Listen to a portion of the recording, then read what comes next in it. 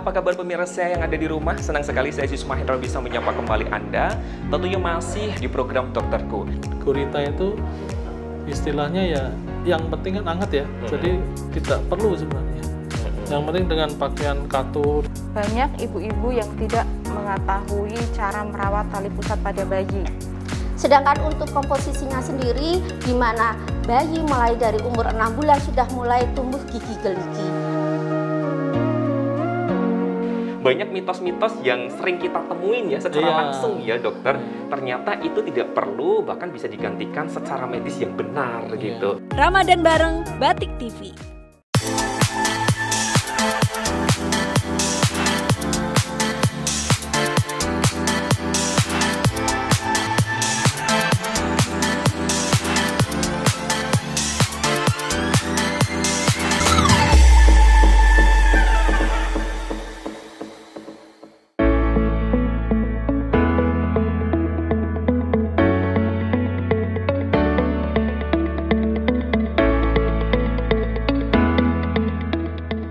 Kelahiran bayi memang membawa kebahagiaan luar biasa bagi keluarga.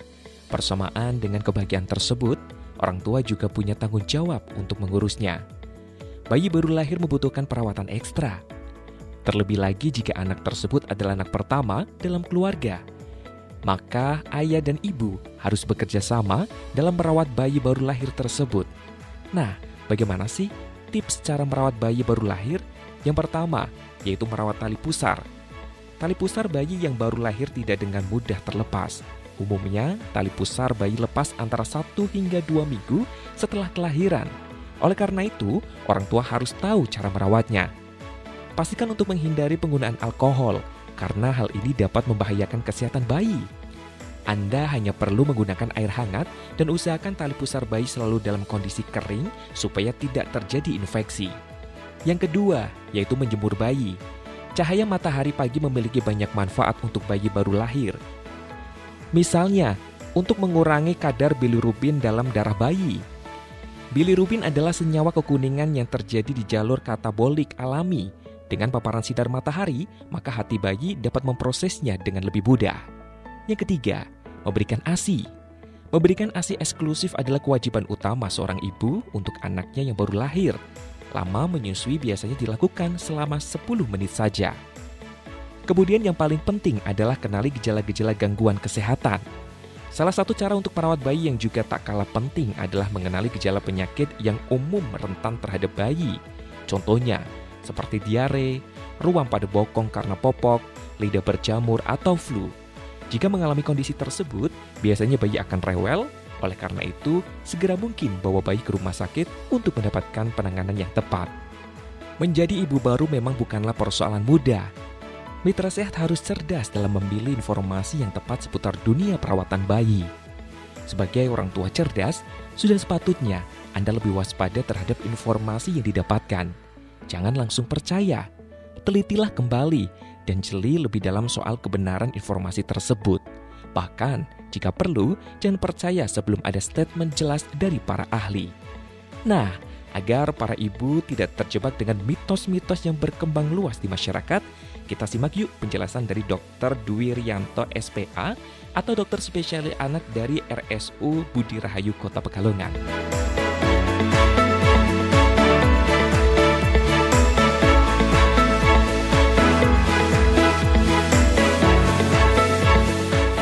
Halo, apa kabar pemirsa yang ada di rumah? Senang sekali saya Yusuf Mahendra bisa menyapa kembali Anda. Tentunya masih di program Dokterku. Nah, kali ini Aziz masih di Rumah Sakit Budi Rahayu Kota Pekalongan. Untuk episode kali ini nanti kita bakal ngobrolin tentang bagaimana perawatan terhadap bayi ya, bersama dengan dokter spesialis anak. Nah, bersama siapa? Nanti Aziz bakal sharing dan juga ngobrol. Jadi ikutin terus tentunya hanya di program Dokterku.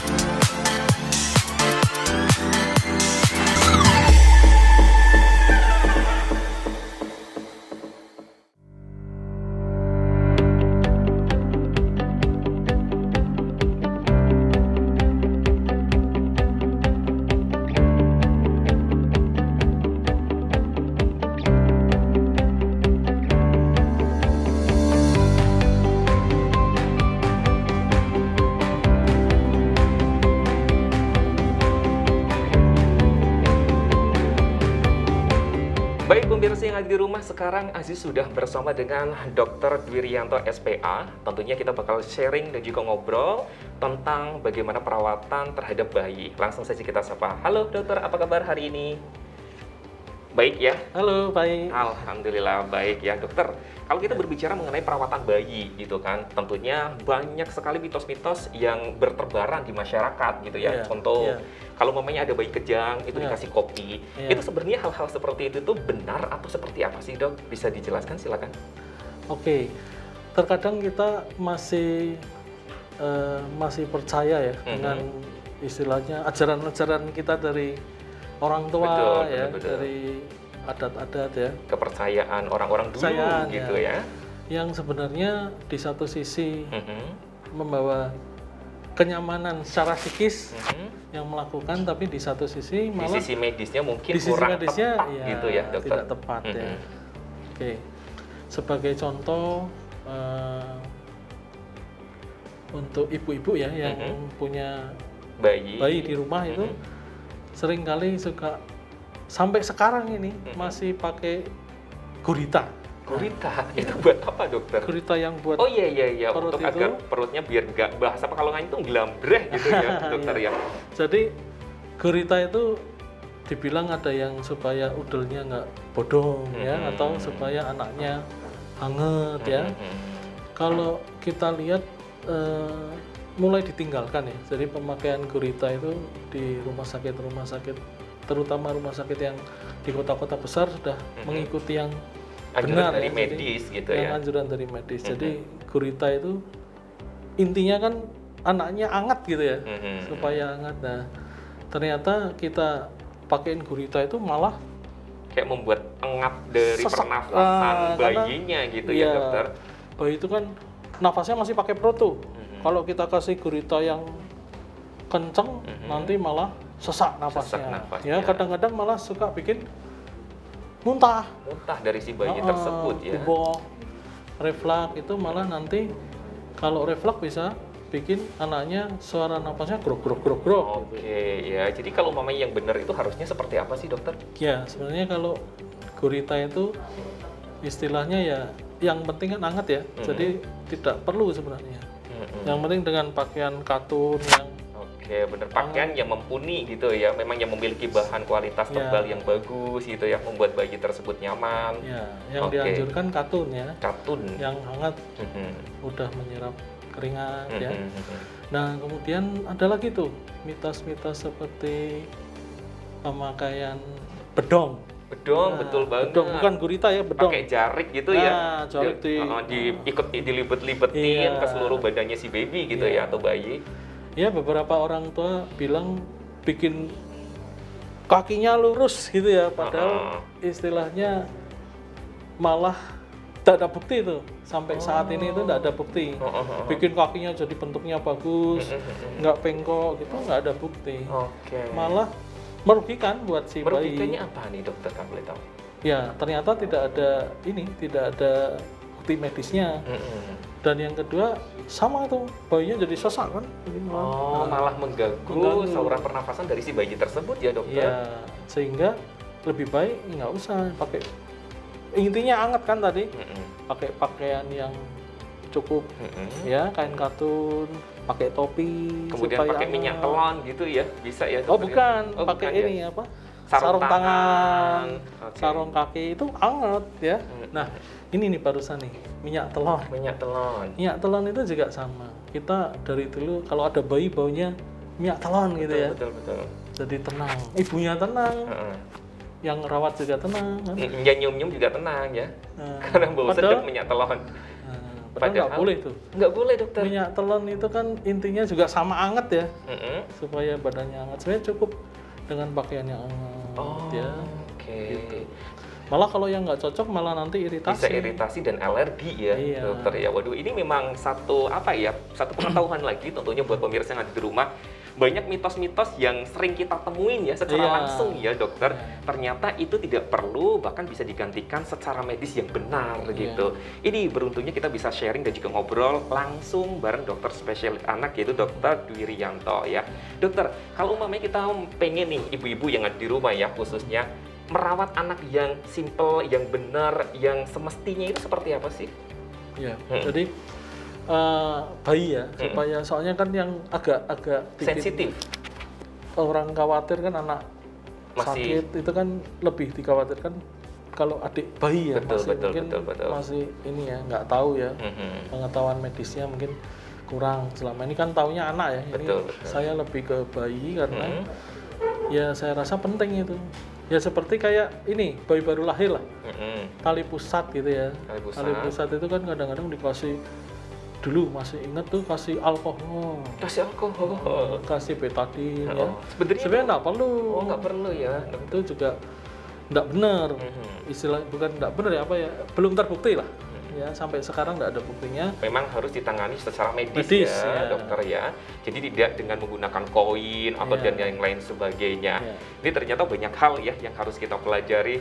Padahal itu sepertinya sepele gitu ya dokter ya. Tapi sepertinya kalau memang nggak perlu untuk dilakukan ya jangan dilakukan gitu ya. Lebih baik kalau umpamanya tidak tahu konsultasi ke dokter bayi gitu ya, agar penanganannya lebih tepat gitu ya. Oke deh dokter, kalau boleh tahu nih, ada nggak sih pesan untuk ibu-ibu nih atau moms yang ada di rumah agar merawat bayi yang benar dan juga betul, yang simple, yang tidak percaya akan mitos-mitos yang bertebaran tentunya? Silakan.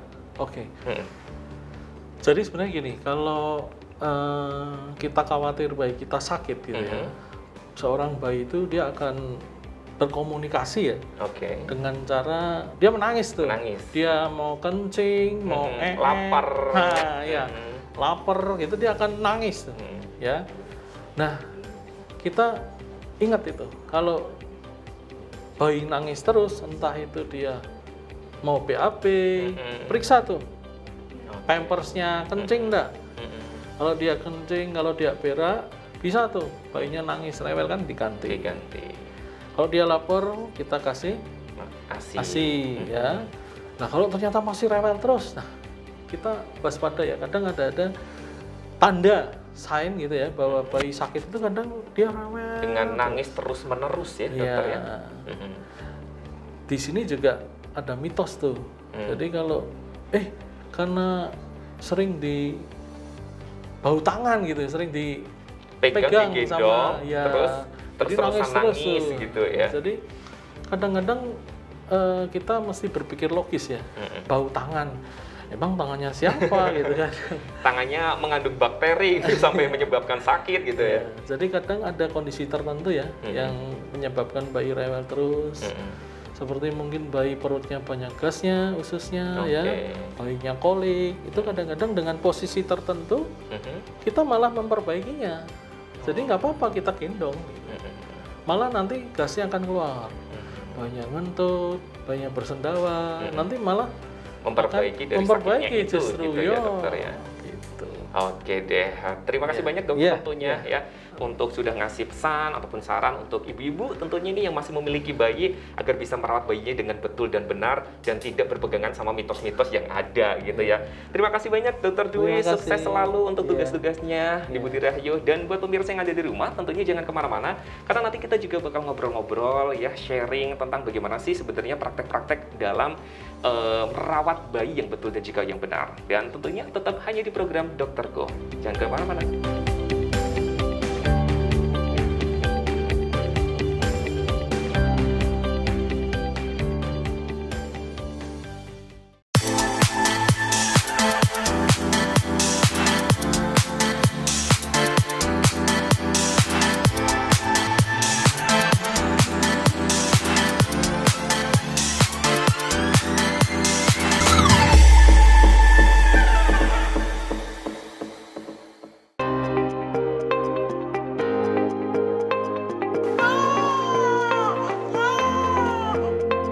Halo Mitra Sehat, bersama saya Tri Setiani, Bidan Rumah Sakit Budi Rahayu Pekalongan. Pada siang hari ini saya akan menjelaskan tentang tanda bahaya pada bayi baru lahir.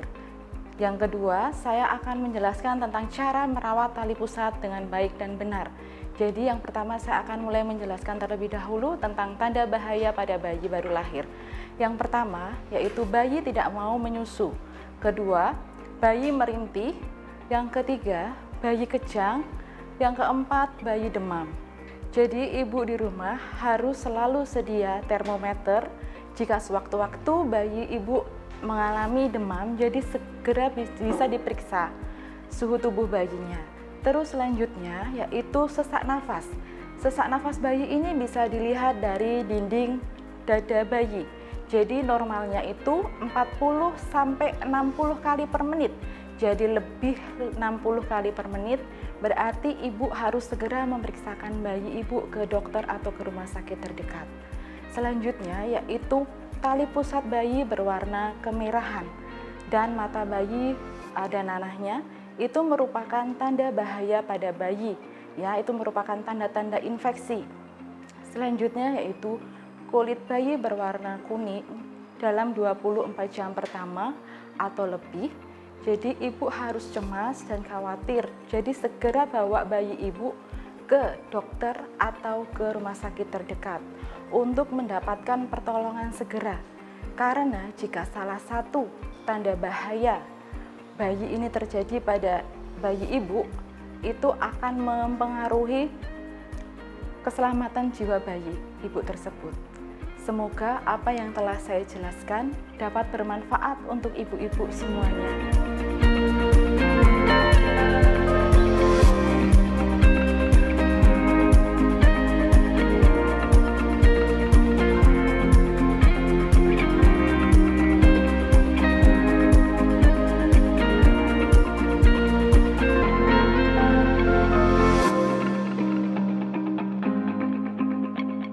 Baik, perkenalkan saya Murni Hernitasari, ahli gizi di Rumah Sakit Umum Budi Rahayu Pekalongan. Baik, untuk tema kita pada kesempatan kali ini, saya ingin menyampaikan tentang makanan bayi yang sehat, di mana bayi adalah anak yang berumur 0 sampai dengan 12 bulan. Nutrisi daripada bayi memang kita persiapkan dari dini yang penuh dengan kualitas, dalam artian makanan bayi tersebut penting untuk kesehatan, apalagi untuk kemajuan daripada suatu negara. Di sini makanan bayi yang akan kita nanti berikan informasi kepada pemirsa sekalian. Di sini kita akan mempersiapkan bahwa bubur bayi yang diberikan sebenarnya berikatan juga dengan makanan bayi yang sebelumnya bayi lahir. Itu memang makanan pokok ataupun utama adalah ASI ataupun air susu ibu. Air susu ibu tersebut diberikan dari sejak dini melalui proses inisiasi dini dari perkenalan kepada bayi langsung dari si ibu. Baik, untuk contohnya seperti ini nggih, para pemirsa sekalian, bubur ini terbuat daripada sari buah. Jadi ada macam-macam buah yang dicampur dengan susu. Bahannya itu ada seperti pisang ambon yang sudah matang, terus ada jeruk manis, juga ada susu. Susu ini boleh berbentuk ASI ataupun air susu ibu, kalau enggak susu formula. Tapi untuk susu formula bisa disesuaikan dengan umur daripada si anak. Sedangkan untuk yang bubur, untuk kayak seperti bubur tim ataupun nasi tim, kita bisa menggunakan kayak ini, contoh seperti nasi tim ya. Terusnya bisa menggunakan bubur beras biasa dengan komposisi ada lauk hewani, lauk nabati, ada juga sayuran. Di sini memang kita dengan proses perebusan saja, tidak disayur. Tapi kalau daripada pemirsa di rumah ingin dibikin sup sayuran ataupun bening sayuran, itu tidak apa-apa. Dalam artian ini kan sudah ada nasi tim, terus dicampur satu dengan lauk hewani nabati dan sayurannya. Kita kasih sedikit dengan garam maupun gula ya. Terus kita tambahkan air matang. Kita tambahkan air matang, kita blender, jangan sampai halus-halus, akan menghasilkan hasil yang seperti ini.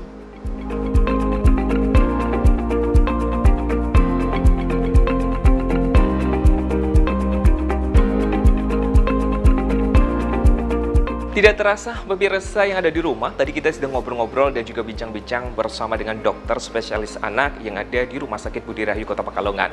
Dan semoga tadi yang kita sudah obrolkan, kemudian juga praktekkan bisa bermanfaat untuk Anda semuanya, spesialnya ataupun lebih khususnya buat Anda yang masih memiliki bayi ataupun baby. Dan tidak terasa saya harus pamit undur diri dari hadapan Anda. Jangan sampai lupa untuk terus jaga sehatmu sebelum sakitmu. Saya Aziz Mahendra pamit. Wassalamualaikum warahmatullahi wabarakatuh dan sampai jumpa.